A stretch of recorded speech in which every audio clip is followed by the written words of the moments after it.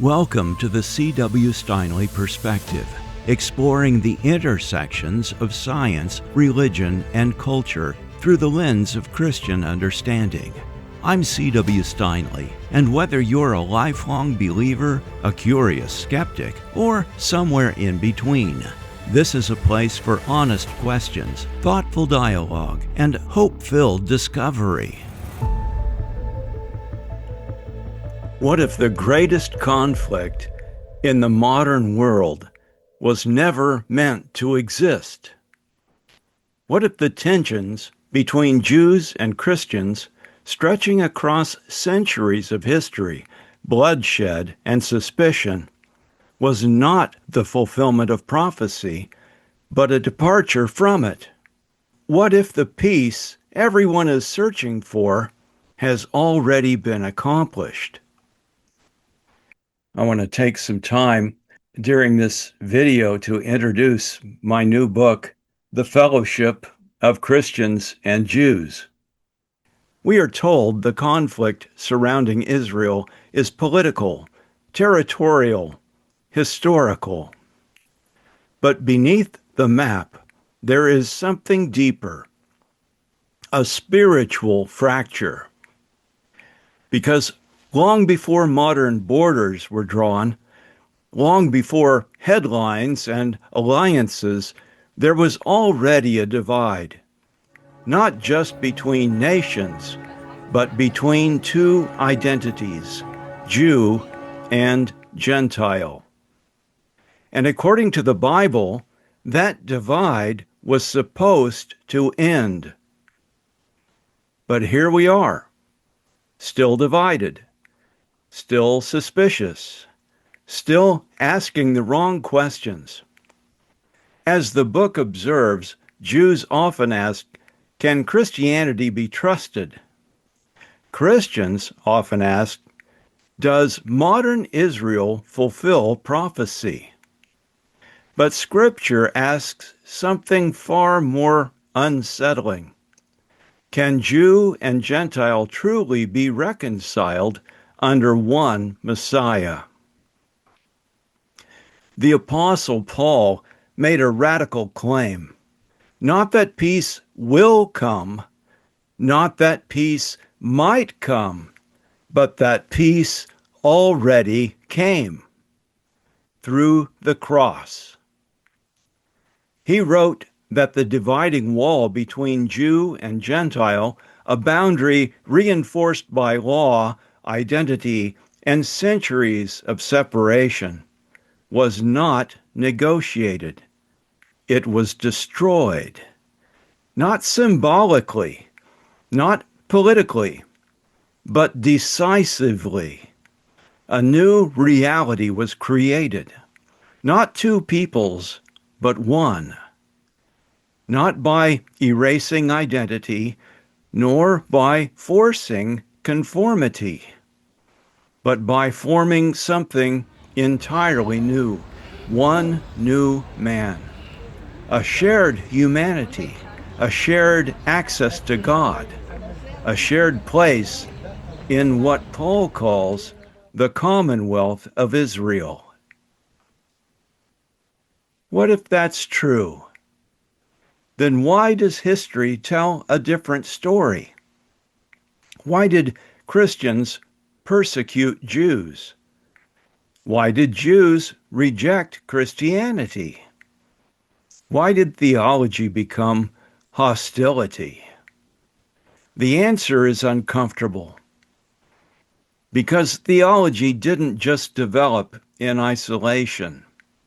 It adapted to power. As the book shows, early tensions hardened under the weight of empire. Political pressure reshaped belief. Over time, something subtle but devastating happened.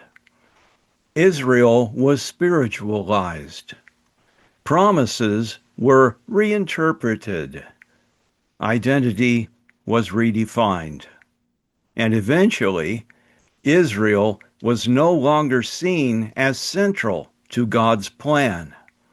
It was replaced or ignored or reduced to metaphor. But the book makes a bold claim. Both sides got it wrong. Christians made one mistake. They erased Israel, reducing covenant promises to symbolism or transferring them entirely to the church. Jews made another. They emphasized national identity without recognizing the Messiah. And in the modern world, both errors are still alive. On one side, prophetic sensationalism, turning Israel into a headline prophecy machine. On the other, theological silence, treating Israel as just another nation. Both distort reality.